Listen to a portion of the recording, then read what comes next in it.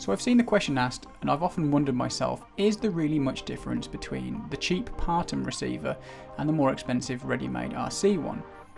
So the ready-made is hooked up directly to my Sky Zone goggles, and that'll be recording with its built-in DVR. And then the Partom receiver on the left is hooked up directly to my Fat Shark goggles, which will be recording with its built-in DVR too. The Pepperbox is hooked up to my monitor, so I'll be flying off that, and I'll also add that as a comparison. But the two receivers I'm comparing have exactly the same antenna setup and will be flying directly out in front. So on the left we have the recording from the Partom receiver, on the right the one from ready-made RC receiver, and I've also just added the Pepperbox at the bottom there just for comparison. And as you'll see on this launch, I did actually go out behind the Pepperbox, which is why you're seeing some breakup there. It's actually quite interesting to see this breakup because this is something I don't normally encounter, as I'm normally flying with a diversity controller. So I'm just going to skip to the part where I'm 3.5 kilometers from home and at an altitude of 80 meters.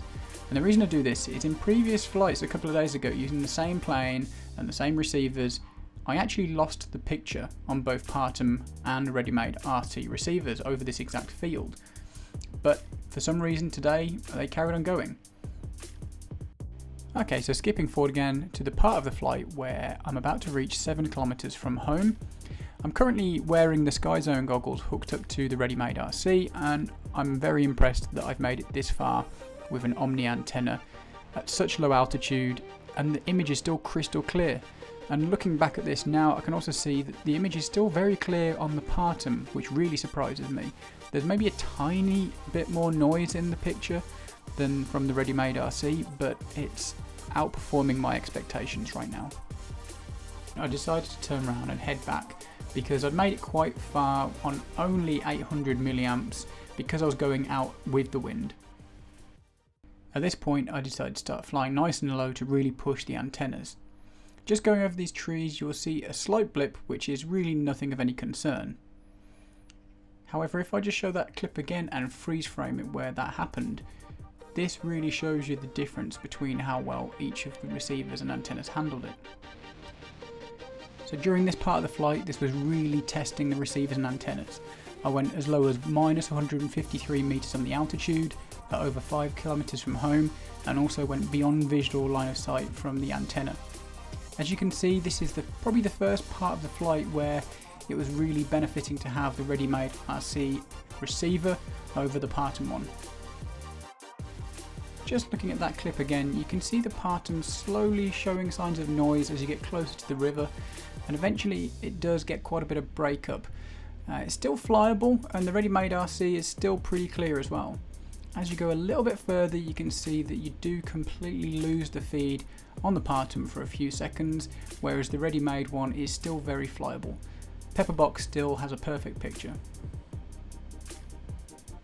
I still think this is really impressive. I did not think I would get these kind of results with either of the receivers on an omni antenna.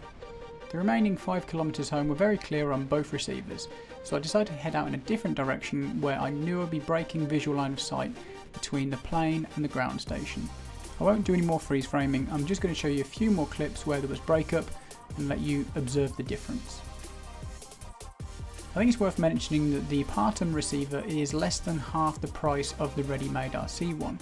So I think the Partom receiver is around $22 and the ready-made RC around the $55 mark. Also note that on this plane I am using the Partom 800mW VTX.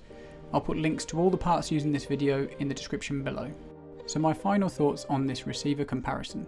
Firstly, I think they've both performed really well considering they just have an omni antenna on them. They've definitely surpassed my expectations. I didn't think I'd make it out beyond 7 kilometers, and remember I only turned round due to the airplane and weather conditions. Having said that, the ready-made receiver is definitely the better performer of the two.